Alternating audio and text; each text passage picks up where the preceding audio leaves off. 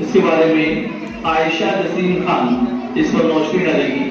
ہشتم بے کی طالبہ 8B کی اسٹوڈنٹ عائشہ جسیم خان. محرم اسلامی سال کی ابتدا جس مہینے میں ہوتی ہے اسے محرم کہتے